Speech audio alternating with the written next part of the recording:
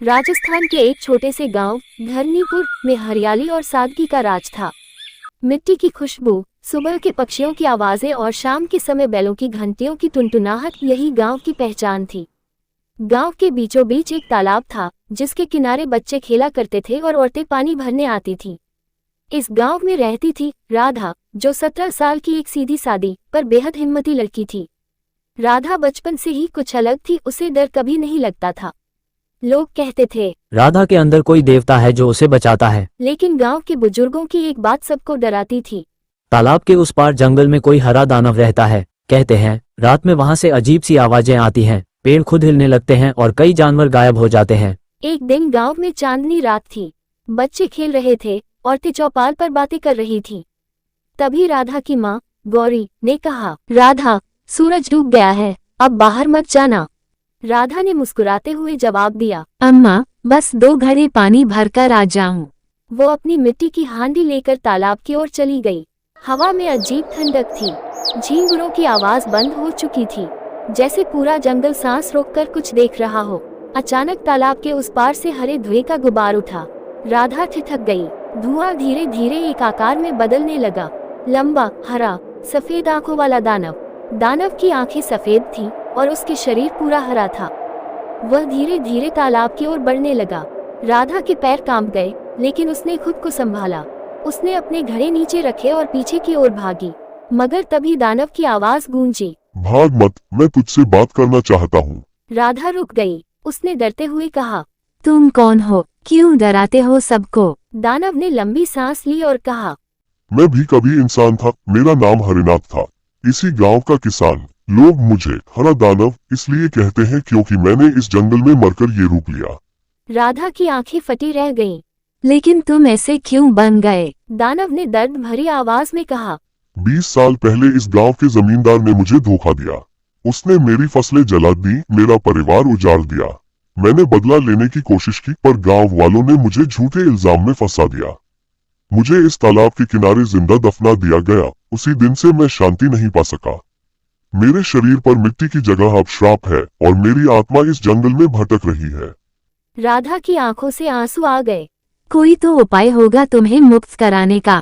दानव बोला, हाँ, अगर कोई इंसान बिना डर के मेरे श्रापित पत्थर को छू ले और मेरे लिए प्रार्थना करे तो मैं मुक्त हो सकता हूँ।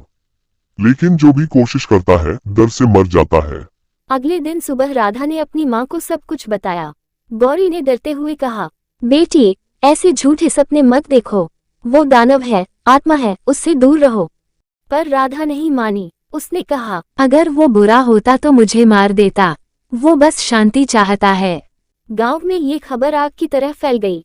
राधा ने हरे दानव से बात की। कुछ लोग हंसे, कुछ डर गए। गांव के पंडित ने कहा, वो लड़की अब अपशकुन बन जाएगी, उस पर दानव का साया है। राधा अकेली पड़ने लगी, लेकिन उसके अंदर एक आग थी। वो हरिनाथ की आत्मा को मुक्त करना चाहती थी। तीसरे दिन राधा फिर उसी जगह गई। इस बार वह और भी ज्यादा हिम्मत से गई थी। तालाब के पार पहुंचते ही हवा भारी हो गई। पेड़ झूमने लगे। दानव फिर प्रकट हुआ।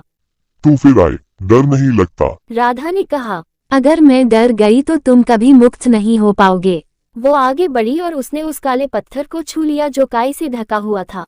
अचानक जमीन कांपी, आसमान में बिजली चमकी। दानव की कराह सुनाई दी, रुक जा, वो पत्थर श्रापित है। लेकिन राधा बिल्कुल भी नहीं डरी और मंत्र बोलने लगी, हे धरती माँ, हे प्रभु, इस पीड़ित आत्मा को शांति दो।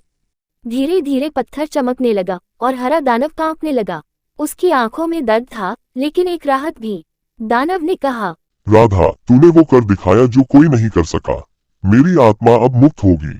वो मुस्कुराया और धीरे धीरे उसका शरीर मिट्टी में बदल गया। हवा में खुशबू फैल गई। राधा की आंखों के सामने एक तेज रोशनी हुई और दानव का स्वर गूंजा, जब भी लोग सच्चाई और साहस भूलेंगे, मेरा नाम उन्हें याद दिलाएगा कि डर के आगे ही मुक्ति है। उस रात के बाद जंगल की आवाजें बंद हो गईं। तालाब का पानी फिर साफ हो गया। अगली सुबह गांव वाले हैरान रह गए जब उन्होंने देखा कि तालाब के किनारे एक हरे कमल का फूल खिला हुआ था। सरपंच ने कहा, ये चमत्कार है, राधा ने दानव को मुक्त किया है। गांव वालों ने राधा से माफी मांगी। उसे अब धरनीपुर की देवी कहा जाने लगा।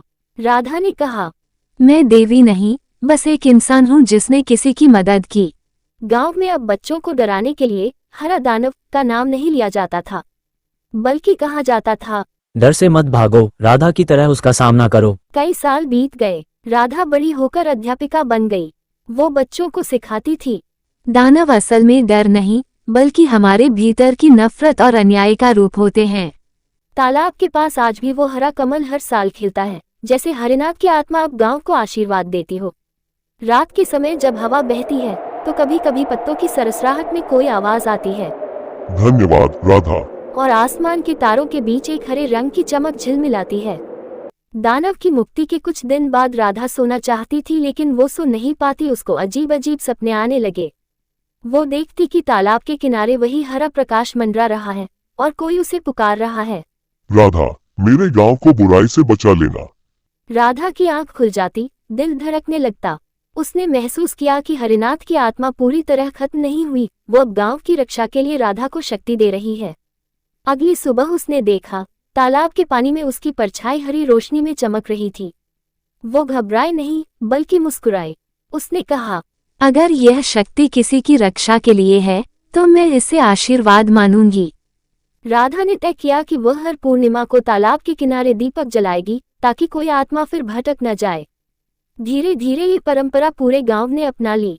अब हर महीने गांव वाले तालाब के चारों ओर दीपक जलाते, बच्चों को डराने के बजाय हरा दानव की शांति की कहानी सुनाते। राधा ने अपने जीवन का एक नया मकसद बना लिया। वो अब गांव की लड़कियों को पढ़ाती थी, उन्हें बताती थी कि डर से नहीं, विश्वास से जीत होती है। कहते हैं, जब भी कोई बच्चा गलती से तालाब के पास गिरता तो पानी अपने आप शांत हो जाता, मानो कोई अदृश्य शक्ति उसे संभाल लेती हो। गांव के लोग आज भी मानते हैं, धरनीपुर का हरा दानव अब राधा का रक्षक देवता बन चुका है। ये कहानी सिखाती है कि सच्ची हिम्मत वही है जो डर के सामने झुकती नहीं। न अच्छाई मरती है, न इंसानियत, बस कभी कभी उसे पहचानने में देर लगती है। डर को मिटाने का सबसे बड़ा मंत्र है विश्वास। जिसने विश्वास कर लिया, उसने अंधकार पर जीत पा ली।